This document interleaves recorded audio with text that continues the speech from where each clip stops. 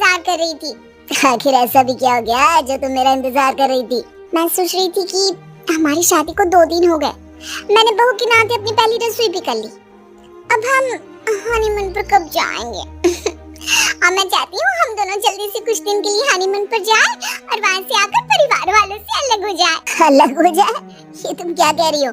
तुम्हारा दिमाग ठीक तो है ना?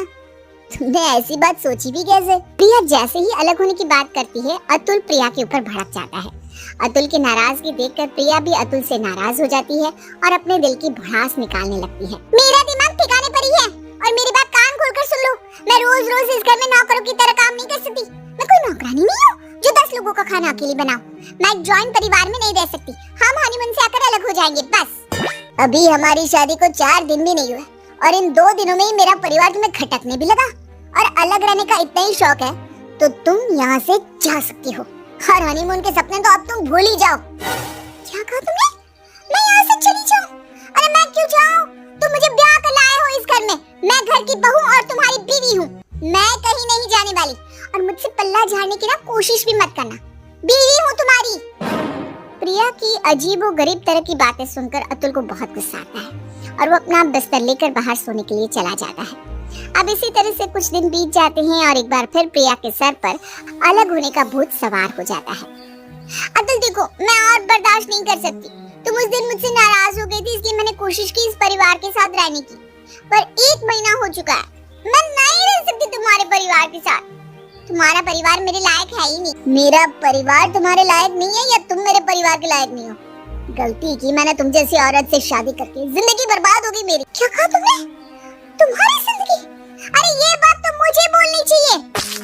प्रिया बोल ही रही होती है कि अतुल अपना ऑफिस का बैग उठाकर ऑफिस के लिए निकल जाता है।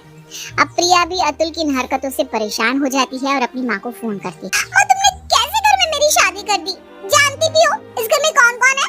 सास, ससुर, जेठ, जेठानी, देवर, ननद, इतना बड़ा परिवार। मम्मा मैं और एडजस्ट नहीं कर सकती इस घर में। अरे नाराज क्यों होती है? दामाद जी को अपनी मीठी मीठी बातों में फंसा और नौकरी के बहाने या किसी भी बहाने कहीं और शिफ्ट हो जा। अतुल को तो तू ही समझा सकती है। अतुल तेरा पति है, तेरी बात जरूर सुनेगा। मैं भी किससे शिकायत कर रही हूँ जिसने मुझे खुद कुएं में धकेला? मुझे कुछ करना पड़ेगा।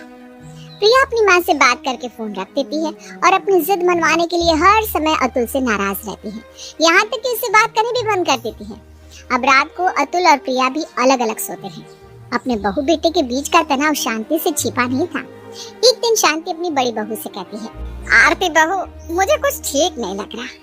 कुछ दिनों से अतुल और प्रिया एक दूसरे से बात नहीं कर रहे और अतुल भी कमरे से बाहर सो रहा है। माँ हुई होगी कुछ बात, पति पत्नी के बीच की बात है। आप बीच में ना पड़े तो अच्छा रहेगा। इग्नोर कीजिए। आरती अपनी सास को सारी बातें नजरअंदाज करने के लिए कहती है और खाना बनाने की तैयारी करने लगती है। तभी वो देखती है कि प्रिया आराम से सोफे पर बैठकर फोन में गेम खेल रही है। उसे खाली बैठा देख आरती उसे अपनी मदद के लिए बुलाती है। प्रिया, तुम खाली बैठी हो ना? सारा दिन या तो कमरे में रहती हो या फोन में। अरे कभी कमरे की दुनिया से बाहर निकलो और परिवार के साथ बैठो, तभी तो घुल मिल पाओगी परिवार के साथ और अपने ससुराल वालों को पहचान पाओगी। चलो आज ना तुम मेरी थोड़ी मदद करवा दो खाना बनवाने में। माफ करना जेठानी जी, पर मुझे खाना बनाना नहीं आता। माँ ने मुझे बस इतना ही खाना बनाना सिखाया था जिससे मैं अपनी पहली रसोई कर सकूं। इसलिए यू कैरी ऑन। प्रिया अपनी जेठानी को उल्टा जवाब देकर वहाँ से चली जाती है। बेचारी आरती और शांति तो बस देखते ही रह जाते हैं। इसी तरह प्रिया हमेशा घर वालों से उखड़ी उखड़ी रहती और किसी से सीधे मुंह बात भी नहीं करती। एक बार फिर प्रिया और अतुल के बीच में लड़ाई होती है और इस बार लड़ाई उनके कमरे से बाहर आकर परिवार वालों के सामने आ जाती है। देखो प्रिया, मैंने तुमसे 1000 बार कहा है इस बारे में मुझसे बात मत किया करो, क्योंकि जो तुम चाहती हो वो कभी नहीं होगा। क्यों ना करूं? जब जिम्मेदारी उठाने की हिम्मत नहीं थी तो क्यों करी मुझसे शादी? नहीं करनी चाहिए थी ना? तुम्हारे साथ ये रिश्ता मुझे बोझ लगने लगा है, जहाँ सब कुछ सिर्फ मैं ही झेल रही हूँ। हर वक्त मैं ही एडजस्ट करती रहूं। अगर तुम्हें ये रिश्ता बोझ लग रहा है ना, तो उठाओ अपना सामान, अपने मायके चली जाओ, क्योंकि अब मैं भी तुम्हारे साथ नहीं रह सकता।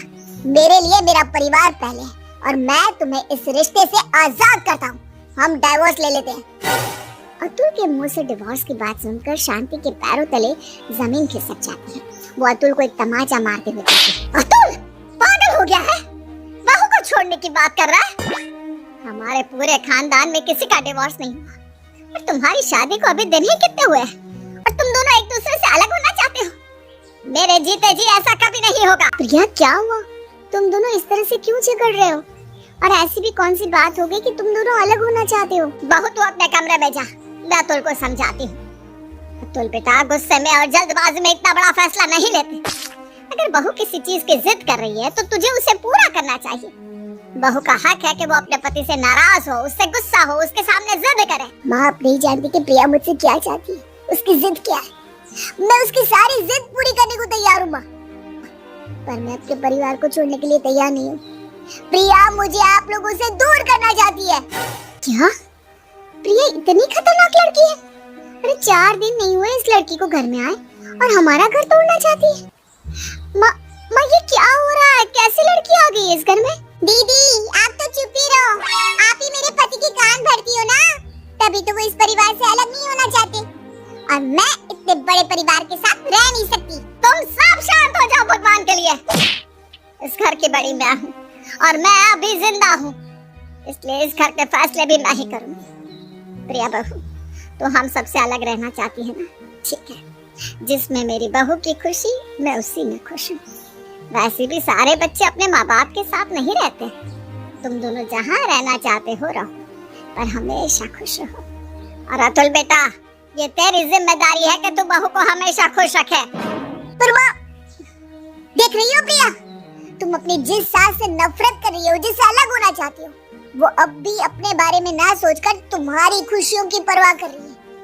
अगर तुम्हें अब भी थोड़ी सी शर्म बची है ना तो अपनी इज्जत को छोड़ दो, क्योंकि अपने परिवार को छोड़ने के बाद मैं तुम्हारे साथ तो रहूंगा, पर मेरा दिल मेरे इसी घर में रहेगा, अपने परिवार के साथ। देखो प्रिया मैं नहीं जानती कि तुम मेरे बारे में क्या सोचती हो, पर जब परिवार एक साथ रहता है तभी घर में खुशियाँ होती हैं।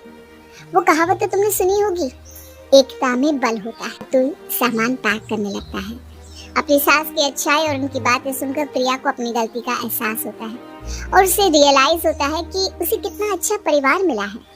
इसके बाद प्रिया अपने घर वालों से माफी मांगती है और अलग होने की अपनी सोच बदल लेती है।